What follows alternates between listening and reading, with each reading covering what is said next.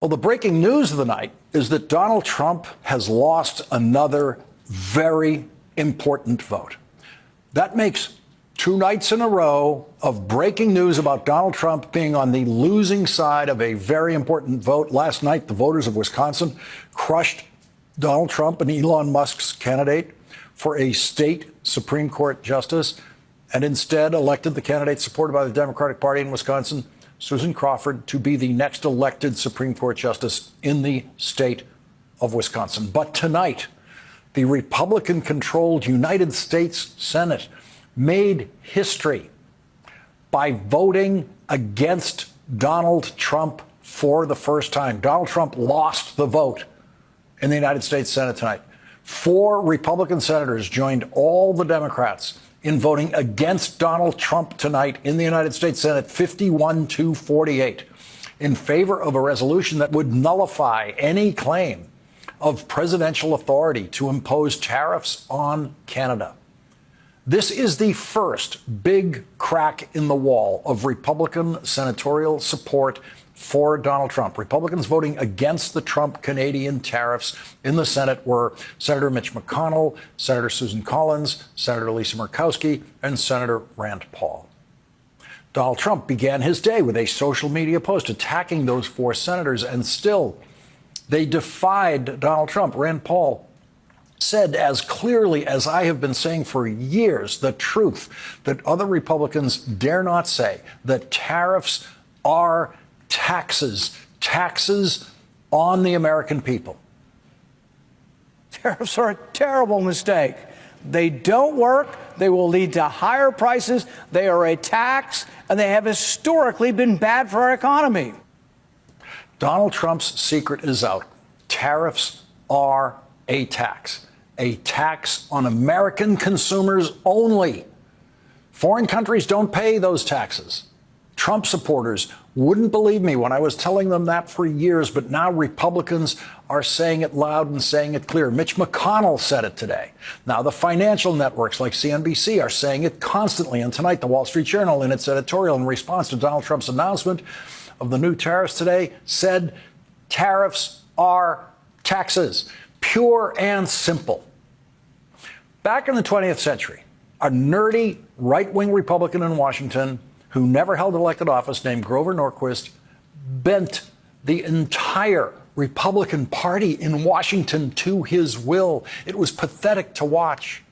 In effect, he forced them to sign a pledge to never vote for an increase in taxes of any kind. And every single Republican member of the United States Senate signed where Grover Norquist ordered them to sign. Every Republican presidential candidate signed where Grover Norquist required them to sign in order to be Republican candidates. And almost every Republican member of the House of Representatives signed exactly where Grover Norquist ordered them to sign, to never, ever, ever support an increase in taxation of any form. Republicans lived in fear of this guy, that guy right there in the middle. At the time, I declared Grover Norquist to be the most powerful unelected person in Washington because on one issue anyway, he had complete control over one of our political parties. Former Republican presidential campaign manager, my friend Stuart Stevens, wrote a book about the Grover Norquist-controlled Republican Party after Donald Trump was elected president, and he titled that book, "It Was All a Lie." It turns out Grover Norquist was and is a lie.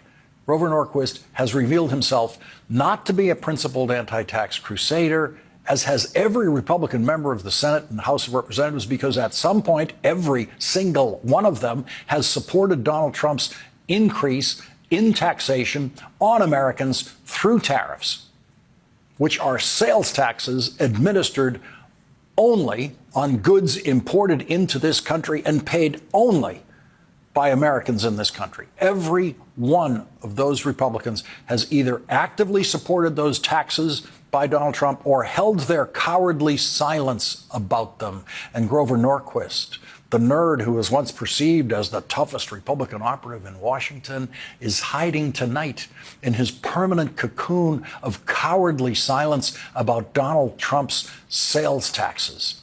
Donald Trump's tariffs. The last time the gasoline tax was increased in the United States of America was 32 years ago, with only Democratic votes in the House and the Senate.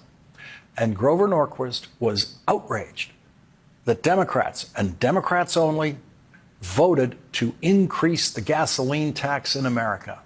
In 1993, the Democrats voted to increase the gasoline tax by 4.3 cents.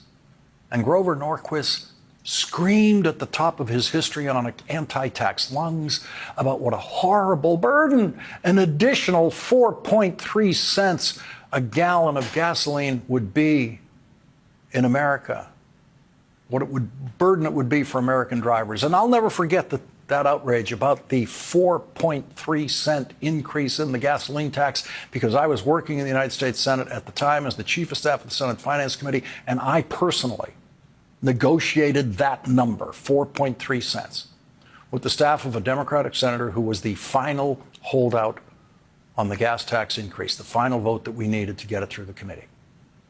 We actually started off by trying to increase it by a dime, but in the desperate last-minute negotiations to get that final vote in the Senate Finance Committee, the most I could get was 4.3 cents, which at the time was roughly a 2% increase in the cost of a gallon of gasoline, 2%. And Grover Norquist went crazy. And every Republican in the Senate and the House, including Mitch McConnell then in the Senate, claimed that the Democrats were crushing the American consumer with that increase in the gasoline tax, 4.3 cents. Newt Gingrich used it in his insurgent campaign to win control of the House of Representatives for Republicans in the next election for the first time in 40 years. And tonight, Newt Gingrich supports 54% sales taxes that Donald Trump is imposing, and 25% sales taxes that Donald Trump is imposing, and 10% sales taxes that Donald Trump is imposing on everything the United States of America imports from anywhere in the world. That 4.3 cent increase in the gasoline tax in 1993 was part of a complex deficit reduction legislation bill, huge bill, signed by President Clinton that included spending cuts and tax increases aimed at reducing the deficit, which is exactly what it successfully did. It was at the time the biggest tax increase in history, but that record has been broken. Broken by Donald Trump. Republican Mike Pence, who signed Grover Norquist's anti-tax pledge in order to win his seat in the House of Representatives, tweeted tonight, the Trump tariff tax is the largest peacetime tax hike in U.S. history. These tariffs are nearly 10 times the size of those imposed during the Trump-Pence administration and will cost American families over $3,500 per year. And so tonight, we have a new winner for biggest tax increase in history, Donald Trump and his faithful and mostly cowardly supporters in Congress. As I said, Donald Trump attacked the 4 senators who voted against him tonight in a social media post this morning, saying Mitch McConnell of Kentucky, Susan Collins of Maine, Lisa Murkowski of Alaska, and Rand Paul, also of Kentucky, will hopefully get on the Republican bandwagon for a change and fight the Democrats' wild and flagrant push to not penalize Canada. To the people of the great states of Kentucky, Alaska, and Maine, please contact these senators and get them to finally adhere to Republican values and ideals. Senator Collins explained on the Senate floor why the people of Maine did not burn up her office telephones today, demanding a trade war with Canada. Donald Trump, of course, wouldn't have understood everything she said because he, of course, has no idea which country Prince Edward Island is in. For example, many Maine blueberries are processed in Prince Edward Island. Maine also sends between $200 million and $400 million worth of lobster to Canada each year for processing. There are 240 lobster processing plants in Canada, but only 15 in the United States. I share the president's goal of getting more of that manufacturing done in the state of Maine, done in the United States. But the fact is, that if we impose these tariffs on Canadian processing, it's going to be our Maine lobstermen who will bear the cost. It's going to be consumers who bear the cost. The price hikes that will happen for Maine families, every time they go to the grocery store, they fill their gas tank, they fill their heating oil tank. If these tariffs go into effect, will be so harmful. And as price hikes always do, they will hurt those the most who can afford them the least. The people who can afford them the least. Grover Norquist doesn't care about those people. He never has. Donald Trump doesn't care about those people. He never has, never will. 48 Republican senators do not care about those people. And no Republican members of the House of Representatives care about those people. Not one of them.